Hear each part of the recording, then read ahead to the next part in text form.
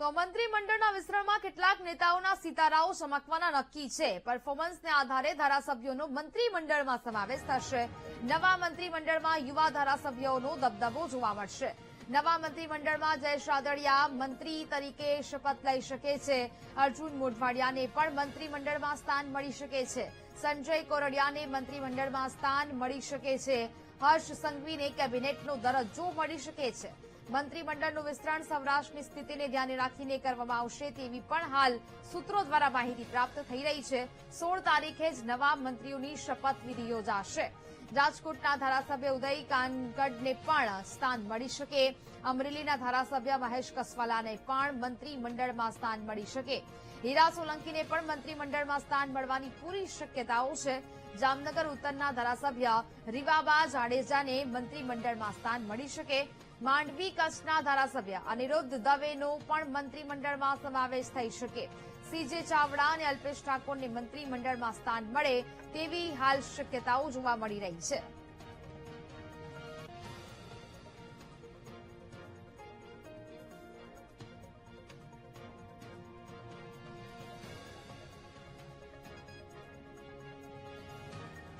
તો જે પ્રકારે હવે મંત્રીમંડળમાં કોને સ્થાન મળશે, કયા કયા નેતાઓની બાદબાકી થશે, કયા કયા નવા ચહેરાઓ મંત્રીમંડળમાં સ્થાન પામશે તેને લઈને હવે માહોર લાગી ચૂકી છે. કારણ કે જે પ્રકારેની પ્રધાનમંત્રી નરેન્દ્ર મોદી સાથેની મુખ્યમંત્રી ભૂપેન્દ્ર પટેલ સાથે બેઠક અને ત્યારબાદ આ નામો છે તે નક્કી થઈ ગયા હોવાની વિગતો છે તે મળી છે. અને હવે નવા મંત્રીમંડળમાં કોના નામ પર માહોર લગાવવામાં આવી છે તે આવતીકાલે સ્પષ્ટ થાય તેવી પૂરેપૂરી શક્યતાઓ જોવા મળવાની છે. આ નવા મંત્રીમંડળમાં યુવા ધારાસભ્યોને સ્થાન આપવામાં આવે તે પ્રકારની વાત પણ નક્કી માનવામાં આવી રહી છે.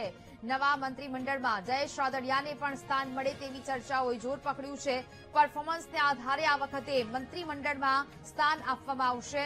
સાથે સાથે કહેવામાં આવી રહ્યું છે કે ઘણા બધા એવા નેતાઓ છે કે જેમની બાદબાકી છે તે થતી જોવા મળશે. નવા ચહેરાઓ છે તે મંત્રીમંડળમાં સ્થાન પામી શકે છે.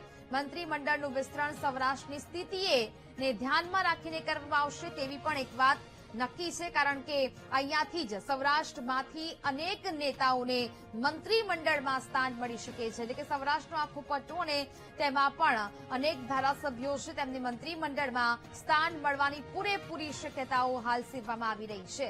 એટલે કે કેટલાક નેતાઓના સિતારાઓ હવે ચમકવાના નક્કી થઈ ગયા છે. પરફોર્મન્સને આધારે આ ધારાસભ્યોનો મંત્રીમંડળમાં સમાવેશ થશે.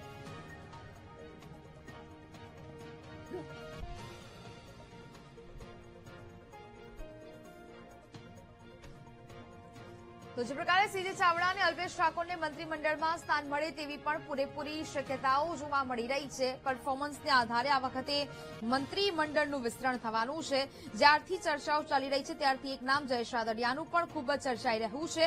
અને તેને જ લઈને હવે આ અટકળો તેજ બની છે કે તેમને પણ મંત્રીમંડળમાં સ્થાન મળી શકે. મંત્રીઓની બાદબાકી પણ થઈ શકે, જેમાં કુંવરજી હળપતિ છે કે જેમની બાદબાકી આ વખતે મંત્રીમંડળમાંથી થઈ શકે. પ્રફુલ્લ પાનસેરિયાની પણ બાદબાકી થઈ શકે. સંવાદદાતા મેહુલ દેસાઈ વધુ વિગતો સાથે લાઈવ જોડાયા છે. મેહુલ, હવે લગભગ નામો નક્કી થઈ ચૂક્યા છે. અનેક નેતાઓની બાદબાકી ને હવે અનેક નેતાઓના સિતારાઓ ચમકવાના નક્કી થઈ ચૂક્યા છે. અત્યારે હાલ શું નવા અપડેટ મળી રહ્યા છે? બિલકુલથી નેહા, વાત કરવામાં આવે તો જે પ્રમાણે માહિતી મળી રહી છે તે પ્રમાણે તમામ જે નેતાઓ દિલ્હી ગયા હતા તેઓ પરત ગુજરાતમાં આવી પહોંચ્યા છે. ખાસ જો વાત કરવામાં આવે તો મુખ્યમંત્રી ભૂપેન્દ્ર પટેલ જે છે તે પણ ગુજરાત જે છે તે પરત ફર્યા છે. જે 5 કલાક લાંબી જે બેઠક ચાલી છે તે બેઠકની અંદર આ તમામ જે મુદ્દાઓ છે તેમની અંદર મંત્રીમંડળના વિસ્તરણ અને ખાસ નવા સંગઠનની જે રચના છે તેના સંદર્ભમાં વિસ્તૃત ચર્ચા કરવામાં આવી છે. મહત્વપૂર્ણ છે કે સંગઠનને પ્રમુખ તરીકે જગદીશ વિશ્વકર્મા મળ્યા છે, ત્યારબાદ હવે મંત્રીમંડળ છે તેની અંદર વિસ્તરણ જે છે તે દિવાળી પહેલા થાય તેવી સંભાવનાઓ અત્યારે જોવામાં આવી રહી છે. અને તેના સંદર્ભમાં પક્ષની અંદર સીધા જ મતાંતર જે હતા તે મતાંતરો ક્યાંક દૂર કરવામાં અને ખાસ મંત્રીમંડળની અંદર જે વિસ્તરણ છે તે કરવા માટે મહોર જે છે તે મળી ચૂકી છે. અને ખાસ પ્રધાનમંત્રી નરેન્દ્ર મોદીએ આ સંદર્ભે સૂચના જે છે તે પણ આપી દીધી છે. જે કાર્યક્રમો હતા, કારણ કે એક મહત્વનો કાર્યક્રમ આગામી દિવસોની અંદર ગુજરાતની અંદર જે થવાનો છે તે યુનિટી માર્ચ એટલે એકતા યાત્રા જે છે તે થવાની છે સરદાર પટેલની જન્મજયંતિ ઉપર. તેના સંદર્ભમાં પણ આ બેઠકની અંદર ચર્ચા થઈ હોવાનું જે છે તે સામે આવી રહ્યું છે.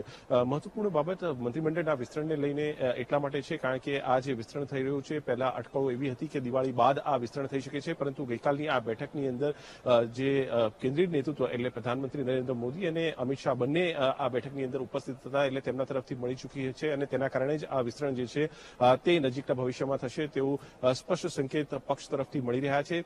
જે વિગતો મળી રહી છે તે પ્રમાણે વર્તમાન મંત્રીમંડળ છે તેની અંદર અનેક એવા નામો છે કે જેને પડતા મૂકવામાં આવી શકે છે. આ પડતા મૂકવામાં આવતા જે નામો છે તેની અંદર જે જ્ઞાતિવાર વિસ્તારના જે સમીકરણો છે તેને પ્રાધાન્ય જે છે તે આપવામાં આવ્યું છે.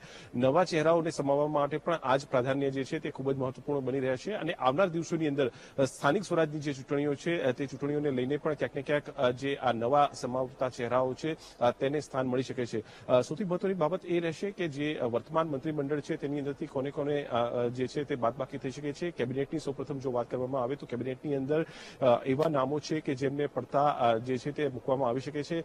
ખાસ નાણામંત્રી કનુ દેસાઈનું એક નામ એવું છે તે ખૂબ સિનિયર છે. 2022ની વિધાનસભાની ચૂંટણીમાં તેમને ચૂંટણી લડવા માટેની પણ ના પાડી હતી પક્ષને, પરંતુ તેમને કેટલાક સમીકરણોના કારણે તેમને આ બેઠક પરથી ટિકિટ જે છે તે ફરી આપવામાં આવી અને તેમને ફરી એકવાર નાણામંત્રી જે છે તે નેહા બનાવવામાં આવ્યા. તેમને જે છે તે આ નવા મંત્રીમંડળની અંદર સંભવતઃ તેઓ જે છે તે પોતાનું સ્થાન ન સ્વીકારે તેવું પણ બની શકે છે અને સાથે જ રાઘવજી પટેલ એક એવો ચહેરો છે જે સૌરાષ્ટ્રમાંથી આવે છે, પાટીદાર છે, ખૂબ જ અનુભવી છે, પક્ષની અંદર જે છે તે લાંબા સમયથી સક્રિય છે, તેમને પણ પડતા મૂકવામાં આવી શકે છે. આ સિવાય જો વાત કરવામાં આવે તો કેબિનેટની અંદર ભાનુબેન બાબરિયા એક ત્રીજો ચહેરો છે કે જેઓ સૌરાષ્ટ્રથી આવે છે.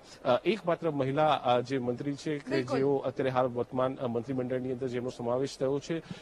જે રાજ્ય કક્ષાના જે મંત્રીઓ છે, મંત્રીઓની જો વાત કરવામાં આવે તો પ્રફુલ્લ પાનસેરિયા, બચુ ખાબડ, જે કુંવરજી હળપતિ સહિતના તમામ જે નામો છે તે નામોને લઈને ચર્ચા થઈ રહી છે અને નવા ચહેરાઓના સંદર્ભમાં પણ જે કેન્દ્રીય નેતૃત્વ તરફથી જે સૂચના મળી છે તેવા નવા ચહેરાઓ વિસ્તાર પ્રમાણે અને ઝોન પ્રમાણે જે છે તે સમાવેશ થશે. જી નેહા. બિલકુલ મેહુલ, વિગતો સાથે જોડાયા તે બદલ આપનો આભાર. તો મંત્રીમંડળના વિસ્તરણ અંગે કૃષિમંત્રી રાઘવજી પટેલે બોલવાનું ટાળ્યું છે. પોતાનો વિષય ન હોવાની વાત કરીને પત્રકારોને સવાલનો જવાબ ન આપ્યો. ગોધરામાં કૃષિ મહોત્સવ દરમિયાન રાઘવજી પટેલને સવાલ છે તે મીડિયા દ્વારા કરવામાં આવ્યા હતા, જોકે તેમને જવાબ આપવાનું ટાળ્યું.